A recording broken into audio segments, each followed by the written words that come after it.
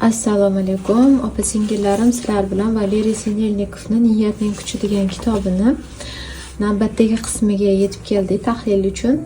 Demak, birinchi bosqich istakning paydo bo'lish bosqichi deb nomlangan ekan va menga to'g'risini aytsam, mana shu bosqichdagi berilgan savollar juda ham yoqdi. Ya'ni biz aytayaptiki, avtor biz o'zimizni nimani istashimizni bilishdan avval biz o'zimizga savol berishimiz kerak. Masalan, mani ayni vaqtdagi holatim, jismoniy holat. Ayni vaqtda jismoniy holatim meni qoniqtiradimi?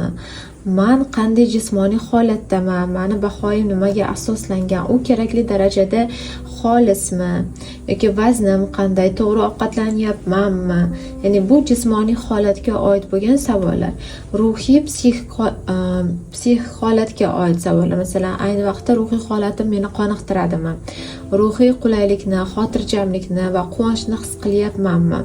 Hayotimning qaysi sohalari tashvish va xavotir uyg'otadi? Oilaviy munosabatlarim, sog'liq, ish, iqtisodiy holat. Aynan shu yerda o'zgarishlar qilish zarur deyilgan. Ya'ni bir necha ruhiy holatga oid savollar berilgan.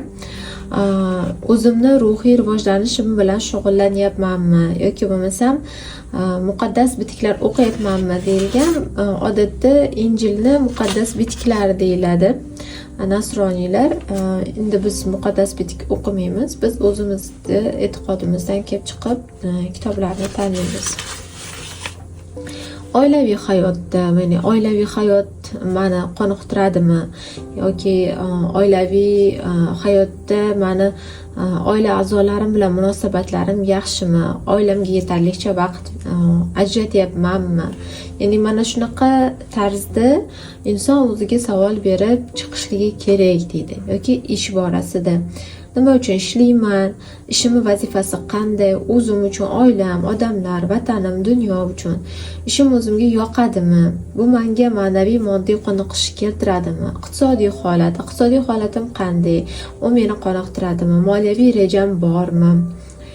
Mablag'larni oqilona sarflayapmanmi? Qarzlarim bormi? Mendan qarzdorlar bormi? Iqtisodiy holatimni yaxshilash uchun nima qila olaman?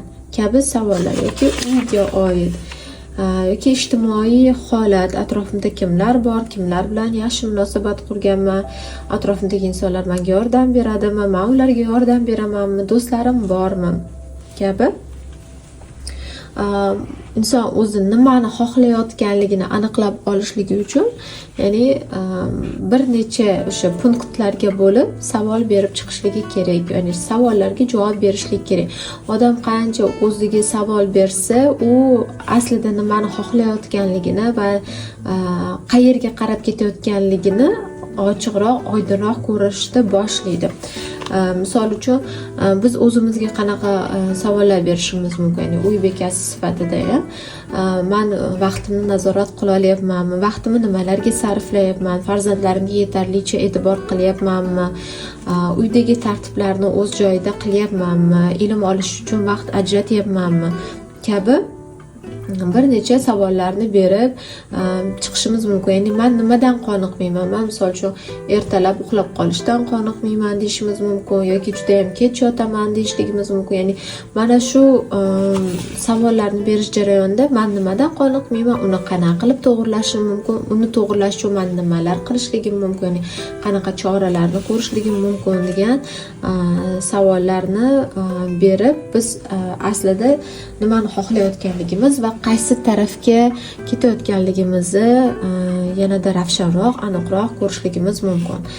Va keyingi punktda mening istaklarim tashqi deyilgan. Ya'ni bizning istaklarimiz mo'l-ko'l va har xil bo'lishi mumkin. Hoziroq istaklaringiz ro'yxatini tuzib chiqishni tavsiya qilaman deydi. Mana shu joyga endi bu joyga emas, endi biror bir daftarga yozishingiz mumkin. Yoki bo'lmasam deydi, endi esa bu ro'yxatga diqqat bilan qarang, ya'ni istaklar ro'yxatingizga diqqat bilan qarang. Balki sanab o'tilganlardan birortasi sizga 5-10 yil avval zarur bo'lgan, biroq hozir kerak emasdir. Istaklaringizni anglash, ulardan 10 ta eng muhimni tanlab olishga harakat qiling. Shoshilmang, qimmatbaho quvvatingiz va umringiz yo'llarini behuda maqsadlarga erishishga sarflamaslik uchun ichki sezgingizga quloq solib yaxshilab o'ylab ko'ring. Ya'ni istaklaringizni 10 tasini eng muhimini aniqlab oling, ajratib oling deyapti. Ya'ni behuda ishlar tomon ketib qolmang. Ya'ni aniqlab oling. Ya'ni aslida siz nimani xohlayapsiz degan mazmunda. Demak, menga bu nimasi, ya'ni bu qismlari juda ham yoqdi. Istakka ta'rif berilgan, ya'ni istaklar ruhimiz va shaxsimiz tabiatdan kelib chiqadi. Istak odamning ichki ehtiyojlarini yuzaga keltiradi. Boshqacha qilib aytganda, istak odamning shaxsiyati va tabiati ehtiyojini aks ettiruvchi xohish, intilish va havasdir. Har bir insonga qaraydigan bo'lsak, haqiqatda insonlarning istaklari turlicha. Hattoki bitta onadan tug'ilgan bolalar, masalan, oilada deylik 3 ta farzand bo'ladigan bo'lsa, ana shu 3 ta farzandning istagi bir-biridan farq qiladi. Ya'ni hamma odam bir xil istakni xohlamaydi. Ya'ni hammani o'zini tabiati, o'zini ijtimoiy holati, orzulari, xolos o'zini dunyo qarashi, bular hammasidan hisobga olgan holda hammani istagi, ehtiyoji bir-biridan farq qiladi. Ya'ni hammaniki bir-biriga o'xshamaydi. Demak, va aytgan, mana istovchi bor, istak bor va istalayotgan obyekt bor deb keltirgan. Yoki niyat haqida ketadi gap. Niyat anglangan istak va harakat qilishga qarordir. Bu aniq ifodalangan istak va maqsadga erishish bo'yicha harakat qilishga tayyor bo'lish. Ehtiyoj biror narsaga bo'lgan zarurat, biror narsaning psixologik yoki fiziologik yetishmasligi hissi. Maqsad biz intiladigan, erishmoqchi bo'lgan narsa.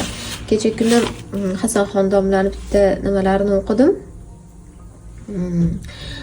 O'qimadim. Hasanxon domlaning bitta videolarini ko'rdim. Shunda orzu bilan maqsadni bir-biridan farqlab olishligimiz kerak deydilar. Ko'pchilik farqiga bormang deydilar. Orzu, masalan, orzuga ayb yo'q deyaptilar. Xuddi shunaqa inson xohlagan narsasini orzu qilishligi mumkin, lekin inson maqsad qildimi, albatta unga harakat qilishligi kerak. Maqsadi tomon harakat qilmasa, ya'ni bitta maqsadni ko'zi yetadigan ishni oldiga qo'ydi va mana shu tomon harakat qilaman deb oldiga aniq maqsadni belgilab olgandan keyin, agar u o'sha maqsadiga yetmasa, maqsadi tomon harakat qilmasa, malomat qilinadi deb aytdilar. Ya'ni orzuga yetishmasa odam malomat qilinmaydi, lekin maqsadga yetishmasa malomat qilinadi deb ana shu videolarida aytdilar. Va yana bitta menga yoqqan tomoni bu joyda, ya'ni bu kitobda Sinelnikov maktab ochmoqchi bo'lgan ekan. Xullas, maktab ochish uchun o'sha qonuniy dokumentlarni tayyorlab davlatga bergan. U joyda bir o'sha xodim siz maqsadni noto'g'ri ko'rsatgansiz, maqsad pul topish deyishingiz kerak edi degan va shunda Sinelnikov aytadiki, yo'q, pul hech qachon maqsad bo'lmaydi. U faqatgina vosita bo'lishligi mumkin. Ya'ni maqsadga yetishimizga vosita bo'lishligi mumkin. Ya'ni mana shu joyda menga yoqqan tarafi, ya'ni biror bir ishni qilishdan maqsadi pul topish bo'lmasin. Ya'ni insoniyatga, jamiyatga foyda keltirish bo'lsin deb degan g'oyani ilgari surgan va haqiqatda o'zimizning e'tiqodimizga qaraydigan bo'lsak, ya'ni maqsad dunyo topish emas, eng birinchidagi maqsad ana shu ishimni orqasidan Alloh taolo mendan rozi bo'lsa shoyatki deb, ya'ni Alloh taoloning rizosini so'rashlik va mana shu ish orqali jamiyatga foyda keltirishlik va haqiqatda o'sha ishda inson uchun xayr bo'ladigan bo'lsa, ortidan unga kerakli bo'lgan mablag' ham keladi. Demak, resurslar maqsadga erishish uchun foydalanadigan narsa, bu imkoniyatlarimiz. Ya'ni maqsadga erishish uchun inson o'ziga bir nechta vazifalarni qo'yadi deydi. Mana shu vazifalarni bajarish uchun unga resurslar kerak va ana shu resurslarni bajarish orqali, resurslardan foydalanib vazifalarni bajarish orqali u maqsadiga yetadi deydi. Bu joyda keyin motivatsiya bularni juda ham chiroyli qilib ta'riflab bergan. Ya'ni insonni insondagi niyat nima, bu maqsad nima, bu motiv nima, ya'ni o'sha niyatni bajarishga harakat qilishga undaydigan ichki holat. Mana shularni chiroyli qilib tushuntirib bergan. Ya'ni bular nima ekanligini va aytib o'tganimdek, savollar odam o'ziga bir necha savollar berish orqali ham o'zini yaxshiroq tushunishni boshlashligi. Bular juda ham yoqdi. Biz o'zimizga bu savollarni moslashligimiz mumkin hattoki. Endi yana bir diqqatingizni e'tiboringizni qaratadigan nuqtam odam tabiati deydi.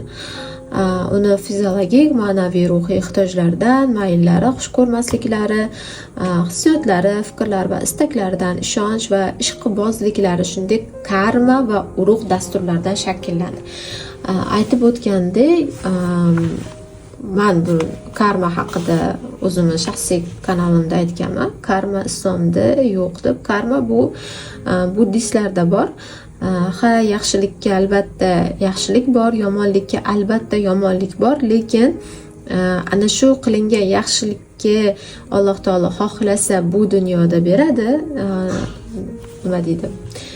Ajrini, savobini xohlasa oxiratga olib qo'yadi, xohlasa bu dunyoda ham, u dunyoda ham beradi. Yomonlikka ham javob xuddi shunday. Ya'ni karmada esa albatta yomonlik qildingmi, bu dunyoda albatta jazosini olasan degan g'oya bor va yana reinkarnatsiya bilan aloqadorlik joyi bor. Ya'ni reinkarnatsiya bilasizlar, buddaviy dinda qayta tirilish deyiladi. Ruh 7 martagacha tug'iladi deydi va uni bu dunyoda keyingi tug'ilishda uni qanaqa odam bo'lishligi uni hozir qilayotgan ishlariga bog'liq deydi. Xullas buni karma deyishadi. Ya'ni karma bizda yo'q. Endi urug' dasturlari balkim bu gendir. Ya'ni insonning tabiati, uni ba'zi bir xususiyatlari, ota-onaning tabiatidagi xususiyatlar farzandlarga o'tishligi bo'lsa, menimcha bu to'g'ri bo'lsa kerak, yana bilmadim. Endi e'tibor qilgan jihatim, Sinelnikov aynan Xudo bilan bog'liq bo'lgan, Alloh taolo bilan bog'liq bo'lgan tushunchalari juda katta adashishga kirib qolgan bu odam. Chunki mana Xudodan, yaratgandan, chunki ongimiz u bilan birgadir. Ya'ni fikrlarimiz bunday kuchni qayerdan oladi deb so'rashingiz mumkin. Xudodan, yaratgandan, chunki ongimiz u bilan birgalikdadir deb javob beraman. Ya'ni yana bu o'sha birinchi tahlilga qaytamiz. Butun va qism Sinigdoha usuli ham deydi. Sinigdoha ham deyiladi. Ya'ni butunni qismdan ajratish. Lekin aytib o'tganimdek, biz Xudoni qismi emasmiz. Ya'ni bunaqangi tushuncha noto'g'ri. Ya'ni Sinelnikda men mana shu tomonda sezgan jihatim, ya'ni Xudo bilan bog'liq bo'lgan jihatlarda adashishlar bor. Yoki bo'lmasam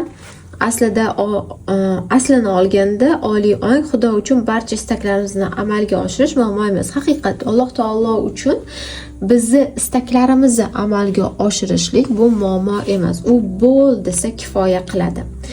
Va keyingi jumla menga yoqmadi. U nafaqat buyuk yaratuvchi, balki buyuk xizmatkor ham. Ya'ni Alloh taologa xizmatkor yoki bo'lmasam qul degan nomni berish bu juda ham katta xato.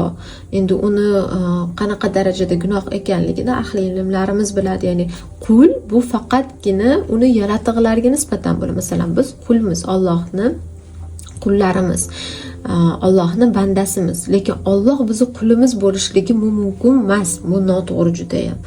Ya'ni aytib o'tganimdek, Sinelnikovda Xudo bilan bo'lgan munosabatda buzilishlari bor. Yana biz yagona Xudoning bir qismimiz deyishlik. Bu mana qayerdan kelib chiqdi? Bu psixologlarni, ayrim psixolog, psevdo mutaxassislarni biz yaratganning zarralarimiz, yaratganning qismimiz, yaratganning yerdagi bir narsalarimiz, nurlarimiz, xullas mana shunaqangi da'volar, shunaqangi avtorlarni kitoblari orqali, balkim ularning o'tgan kurslari orqali kelib chiqqan va Sinelnikovning o'zi ham New Age vakillaridan hisoblanadi. Ya'ni tamomila kitob noto'g'rimi deydigan bo'lsa, yo'q, to'g'ri joylari ham bor ekan, foydalansa bo'ladigan, o'zimiz qo'llashimiz mumkin bo'lgan jihatlari bor, lekin ehtiyot bo'ladigan jihatlarimiz ham bor ekan. Xo'p, keyingi tahlillarimizni sizlar bilan ertaga davom ettiramiz. Yoqqan bo'lsa, yaqinlaringiz bilan bo'lishib qo'yishlikni unutmang. Sog' bo'linglar, salomat bo'linglar. Yaxshi kunlarda ko'rishguncha xayr.